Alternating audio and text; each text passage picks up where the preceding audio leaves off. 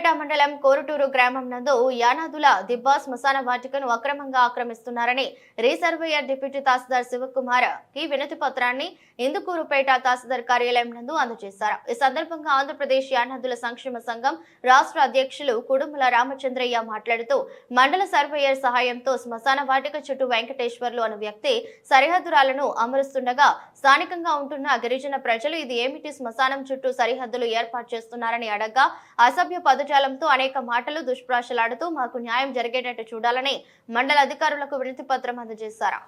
అని అతనికి మిగతా పొలాలు అమ్మేసి అతను వెళ్ళిపోయినాడు. గత ప్రభుత్వం జగన్ ప్రభుత్వంలో రీసర్వే చేసినప్పుడు వాకడ ఆదిశేషకి ఉమ్మడి బలపాట ఉంది కదా, అది పెట్టాలి కదని విఆర్ఓ సారాళ్ళు తాండ్ర మేరయ్యకి మరియు కొడుకు కిరణ్కి చెబితే వాళ్ళు పెట్టనివ్వకుండా ఫేక్ డాక్యుమెంట్ సృష్టించి అందులో మా సంతకాలే వాళ్లే పెట్టుకొని మా ఉమ్మడి బలబాట మీకు ఎటువంటి సంబంధం లేదు, శివారెడ్డి అనే వ్యక్తి ఆ కుటుంబంలో ఒకరైన శివారెడ్డి అనే వ్యక్తి మాకు అమ్మినాడు కాబట్టి ఇందులో మీకు ఎటువంటి బలబాట లేదని మాకు బెదిరిస్తూ తెగేసి చెప్తున్నారు. కోర్టులకు వెళ్ళి 30 లక్షలైనా సరే 40 లక్షలైనా సరే ఖర్చు పెడతానంటున్నాడు కానీ మాకు మటుకు బలబాట ఇవ్వని అంటున్నాడు. అధికారులందరూ గమనించి మాకు మా మధ్యతరగతి పేదలకు న్యాయం చేయవలసిందిగా కోరుచున్నాం. దారుణ్ణి నాకు 1 ఎకరం ఉంది కానీ వాళ్ళు దాటుకొని నేను లాస్ట్లోకి పోవాలా, కానీ మమ్మల్ని ఇబ్బంది పెడుతున్నాడు మేరయ్య కొడుకు. మాకు ఆ ఇబ్బంది లేకుండా మాకు న్యాయం చేయాలా, బాటల గురించి పోయేదానికి లేదు అని అటకాయింపులు చేస్తున్నాడు. అదేదో మంచి మీద పోయి మంచి మీద వస్తే తప్ప లేకుండా ఉంటే మమ్మల్ని పానిచ్చేటట్లేదు రైతుల్ని. మీరెవరి దగ్గర పొలాలు కొన్నారు?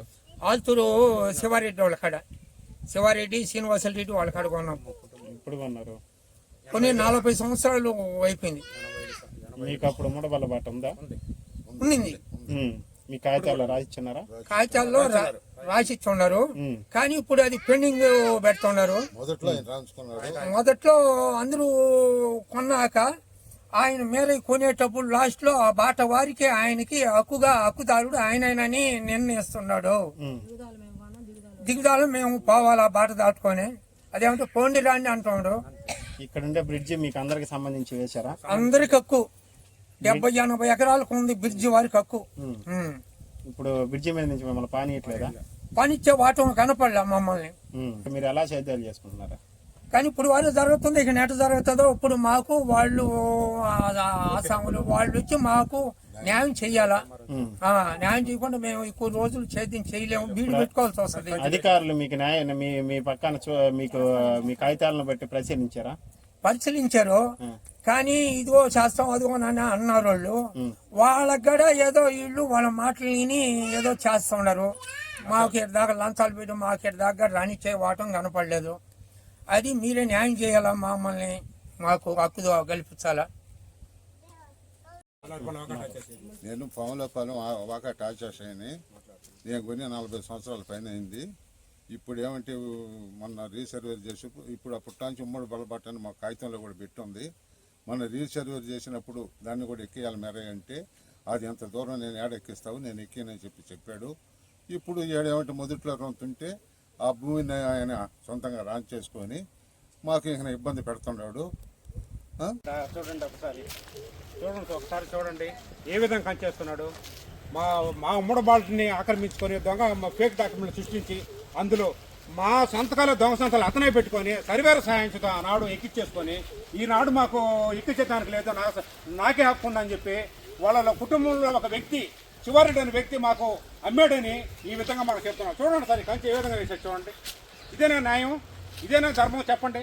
ఈ వ్యక్తి ఏ విధంగా మాకు ద్రోహం చేస్తున్నారో గమనించండి. కంచెలు వేసి ఈ విధంగా ఇది చేస్తుంటే మేము ఎలా పొలాలకు వెళ్ళి ఏ విధంగా మేము పంట పండించుకోవాలి, ఏ విధంగా చేయాలా? 85లో మాకు రాసిచ్చున్నారు. 85లో 95లో ఏ విధంగా నువ్వు రాయించుకుంటావు? నువ్వు ఫేక్ డాక్యుమెంట్ సృష్టించి 2024లో ఫేక్ డాక్యుమెంట్ సృష్టించి నువ్వు ఈ విధంగా మమ్మల్ని అన్యాయం చేయడం ఎంతవరకు న్యాయం చెప్పు. అందులో మా సంతకాలు మా రైతుల సంతకాలు పెట్టుకొని ఈ విధంగా సర్వేరు నువ్వు సహాయంతో ఈ విధంగా నువ్వు మొత్తం బాటతో నువ్వు మాకు రావాల్సిన బాట అందరూ పోవాల్సిన బళ్ళ బాటని నువ్వు ఎక్కించేసుకొని ఈ విధంగా మాకు అన్యాయం చేస్తావు. నువ్వు ఇదేనా నీ ధర్మం న్యాయమా? లంచాలు పోసి మనం చూసే ఎంఆర్ఓ సారు ఆర్డీఓ మేడం గారు మాకు న్యాయం చేయాలని కోరుతుంటే నువ్వు పోయి ఆ ఆఫీసులో పనిచేసే వ్యక్తులకి లంచాలు పోసి మమ్మల్ని అన్యాయం చేస్తావు నువ్వు. దగ్గర నుంచి ఒక 1 కిలోమీటర్ల దాకా మొత్తం రైతులందరూ పొలాలు ఉన్నాయి. నువ్వు మొదట్లో తొక్కేస్తే మిగతా రైతులందరూ ఏ విధంగా వెళ్ళాలంటే మొదట్లో నువ్వు లంచాలు పెట్టి వాళ్ళ సర్వేర సాయంతో ఆనాడు నువ్వు ఎక్కించేసుకొని ఈనాడు మమ్మల్ని ఇబ్బంది పెట్టడం ఎంతవరకు ఇదే కిలోమీటర్ దూరం వాళ్ళ రైతును మొత్తం నువ్వు ఎక్కించేసుకొని నాకు సంబంధం లేదు, నాది ఆ బాట, ఆ కుటుంబంలో ఉన్న వ్యక్తి శివారెడ్డి అనే వ్యక్తి నాకు రాసిచ్చాడు అని మాట్లాడేది ఎంతవరకు న్యాయమో? ఇదేనా ధర్మం నీకు? ప్రతి ఒక్కరు లంచాలు పోతావు. ఎవరికి నువ్వు లంచాలు పోయింది? నీకు దగ్గర డబ్బు ఉంది, ఇప్పుడు పేదలకు అనాథకు సాయం చేయి, పుణ్యమని ఉంటుంది. మాలాంటి మధ్య తరగతి పేద రైతులకి కడుపు కొట్టిన తర్వాత నువ్వు ఏం సాధిస్తావు? నువ్వు నీ కొడుకు ఏం సాధిస్తారు చెప్పండి? కంచెలు ఏ విధంగా చేస్తున్నాడు? ఈ విధంగా ప్రతి రైతుకి అతను అడ్డం దొరికితే కంచెలే చేస్తున్నాడు, ఎక్కువ మాట్లాడితే కంచెలే చేస్తున్నాడు. మొన్న మోచాదిరిలు తాకి మీరు బతకండి, నేను చెప్పిన మాట వినాలా, లేకుంటే మీకు ఇదే గతి, కంచెలే చేస్తామని చెప్పేస్తున్నాండి. కంచెలేసేస్తాం మీకు కూడా ఇదే గతి అని చెప్తున్నాను. ఇదేనా ధర్మం?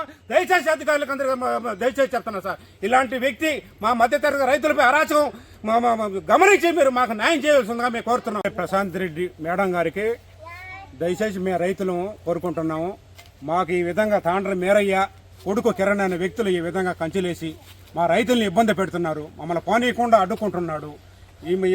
మా రైతులు సాక్షి సంతకాలు అతనే పెట్టుకొని జగన్ రీసర్వే ఆనాడు సర్వేర్ ద్వారా పెట్టుకొని ఎక్కించేసుకొని మాకు ఈ రోజు మనం బాట పానీయకుండా మీకు సంబంధం లేదు, మీ కోర్టులో తెలుసుకోండి, 30 లక్షలు 40 లక్షలు పెడతాను, అంతేగాని మీకు మటు బాట చేయలేదని చెప్తున్నారు. మేడం గారు దయచేసి మా రైతులు అందరం మీ దగ్గరికి వస్తాం మేడం, మాకు దయచేసి మాకు ఒకరు మీరు న్యాయం చేయవలసిందిగా మేము కోరుకుంటున్నాం. మా రైతులకి ఇబ్బంది లేకుండా న్యాయం చేయండి మేడం, ఒక తడు వస్తాము, మాకు తిరిగే ఓపిక లేదు, మాకు ఒకరు న్యాయం చేయండి. ఎమ్మెల్యే గారికి మా కృతజ్ఞతలు చెప్పుకుంటున్నాము. మా మధ్య నుంచి మేడం గారు మాకు న్యాయం చేయండి, ఈ యొక్క అరాచకం గమనించండి. తాండ్ర మేరయ్య కొడుకు కిరణ్ చేసేటువంటి అరాచకం మీరు గమనించి మాకు న్యాయం చేసి మా రైతులకి న్యాయం చేయవలసిందిగా మేము కోరుతున్నాము. చూడండి మేడం ఏ విధంగా కంచెలేస్తున్నాడు, మీరే గమనించండి. ఇదేనా కంచెలు? అడ్డొస్తే కంచెలేసేస్తున్నాడు, మాట్లాడితే కంచెలేసేస్తున్నాడు. నా ఇష్టం చూడ పంపిస్తా, లేకపోతే కంచెలేసేస్తా, నా మోచేతిరిల్లు దాకా బతకడం మాట్లాడుతున్నారు మేడం. ఇదేనా ధర్మం చెప్పండి?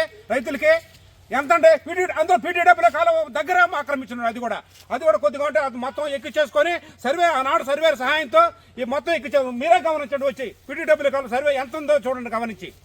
మేము మిగతా ఉండో దాంట్లో మేము మిగతా రైతులందరూ మేము పోవాలి, దిగుదల పోవాలి. మేము ఒకే రైతు పొలం 10-15 ఎకరాలు కొన్నాం, దాంట్లో మేము కొంత కొన్నాం, మిగతా కొంత అతను కొన్నాడు. అతనికి ఒక్కడే హక్కు ఎలా వస్తుంది?